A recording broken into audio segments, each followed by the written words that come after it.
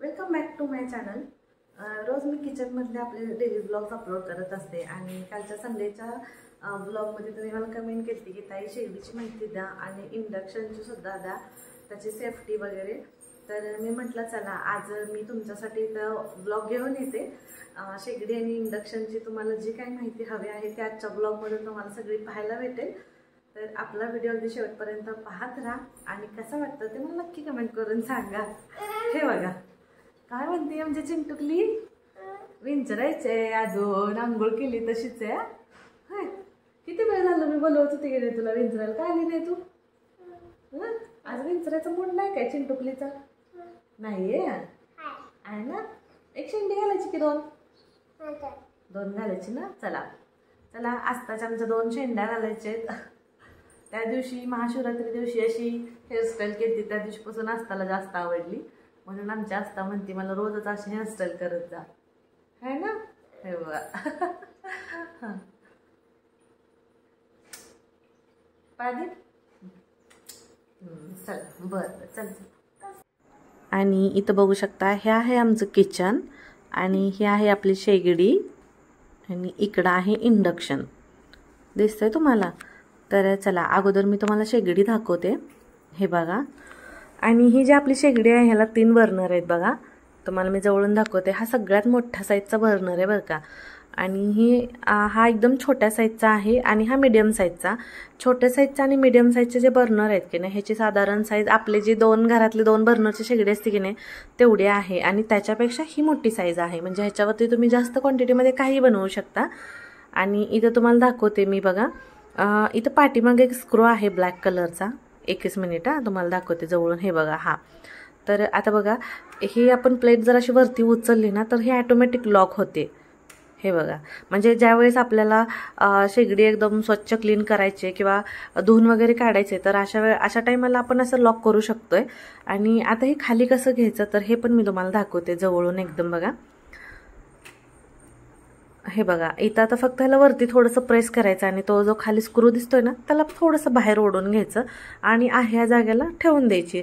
काही नाही 1-2 दिवस अवघडल्यासारखं वाटतंय, परत सवय होऊन जाते। आम्हालाही तसंच झालं, असं वाटायचं बापरे पहिली शेगडी बरी होती, वापरायला इझी होतं, हे अवघड वाटते। पण काही नाही 2 दिवस वाटतं तसं, हाताखाली पडलं की इझी आहे। आणि इथं बघा तुम्हाला मी दाखवते, प्रेस्टिजची आहे बरं का आमची ही शेगडी। हे बघा आणि ह्याच्यावरती ही वरती जे दिसते ना ही काच आहे, एकदम जाडसर आहे अशी। त्याच्यावरती काही पडलं तरी ती फुटणार नाही, चिरणार नाही, काही नाही बरं का।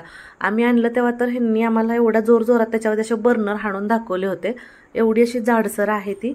सेफ्टी आहे बरं का त्याची, त्यामुळे त्याचं काय टेन्शन नाही आहे। हे बघा आणि ज्यादा तर कधी शेगडी आपण वापरली तर स्क्रब वापरायचंच नाही शक्यतो, कारण त्याच्यानं रेषा उठत आहेत। आम्ही ज्यादा तर स्पंजनच क्लीन करून घेतो। आणि हे बघा इथं साईडला दिसतंय हे जे साईडचं कोटिंग आहे ना हे थोडंसं असं फायबर टाईपमध्ये आहे। आणि ही आहे आमची अशी शेगडी, आम्ही ऑफलाईनच घेतली होती, 10,000 रुपयाला घेतली होती। आणि इथं तुम्हाला दाखवते मी इंडक्शन बघा। हे बघा हे इंडक्शन फिलिप्सचं आहे आणि आता हे घेऊन साधारण 3 वर्ष झालेली आहेत बरं का। आणि पहिलं पण होतं आमचं फिलिप्सचंच होतं, ब्लॅक कलरची होती पूर्ण। आता ही खाली व्हाईट तर आहे पण ती पहिली ब्लॅक होती, पण ती पण खूप छान होती, 8-9 वर्ष गेली ती। आणि हे बघा इथं ऑन ऑफचं बटन आहे, ऑन ऑफचं बटन क्लिक केलं आणि मॅन्युअलचं केलं तर शेगडी चालू होते, पण वरती काय आपण भांडं वगैरे ठेवलं नाही त्याच्यामुळे ती आवाज देत राहते। आणि प्रेशर कुकरसाठी पण इथं आहे बघा।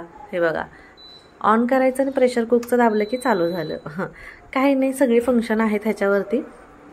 स्टिर फ्राय आहे, स्लो कुकचा आहे, इथं पॉजचा आहे, मॅन्युअल तर केल्यावर चालू होते, तुम्हाला दाखवले। रोटी डोसा आहे, ग्रेव्ही आहे। आणि इथं तर तुम्हाला मी दाखवते ह्याचं स्पीड कमी जास्त कसं करायचं आहे ते। हे बघा हे मायनस दिलेलं आहे, इथं कमी होते आणि प्लसवरती क्लिक केलं की वाढते। हे बघा पाहिजे तेवढं आपलं स्पीड वाढते। आणि हा जो मधला एरिया आहे ना इथं हा खूप गरम होतो, म्हणजे इथंच आपल्याला भांडं ठेवायचं असतं ना मध्ये, त्याच्यामुळे. आणि ह्याच्यावरची वेगळी भांडी पण भेटतात, पण आपली रेग्युलरवाली पातेलीसुद्धा बसत आहेत. ज्याचं खालचं जे बोर्ड असतं पातेलाचं त्या मधल्या एरियावरती तेवढ्यात बसलं की चालून जाते. फक्त सुक्की भाजी बनवायला थोडा प्रॉब्लेम येतोय, कारण थोडंसं एक 3 वरती जरी आपण ठेवलं, 3 वेळा त्याची लाईट लागलेली असेल तेवढी, तर काय नाही लगेच लागते खाली. आणि थोडंसं कमी केलं की पटकन शिजत नाही. बाकी पातळ भाजी, चहा, भात सगळं आम्ही त्याच्यावरती करतोय. वापर खूप मस्त आहे. आणि हे जे इंडक्शन आहे मला वाटतं आम्ही 3000 रुपयाला घेतलं होतं. आणि बाकी सेफ्टी म्हणाल तर शॉक वगैरे लागायचं कुठे काय ह्याची भानगडच नाही आहे, कारण हा जो मधला एरिया आहे ना तोच फक्त गरम होतो. बाकी तुम्ही इंडक्शनला कुठेही हात लावा, कुठेही गरम वगैरे लागणार नाही याला. आणि फक्त याला लाईट फुल्ल पाहिजे बरं का, म्हणजे लाईट फुल्ल असेल तर व्यवस्थित चालतं, काहीच अडचण येत नाही. फक्त लाईट कमी असेल तर मग आपल्याला कसं कधी कधी भाजीला आपल्याला तडका द्यायचा असतो, तर तेल पटकन गरम होत नाही किंवा गरम झालं तर तडका पटकन बसत नाही, लाईट कमी असेल तर. बाकी लाईट फुल्ल असेल तर काहीच अडचण नाही, एकदम मस्त आहे.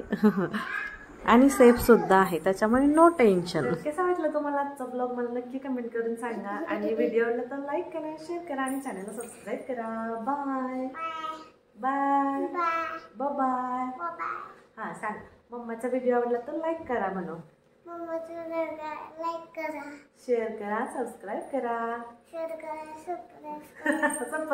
सबस्क्राईब. चल बाय कर, बाय बाय कर, बाय बाय.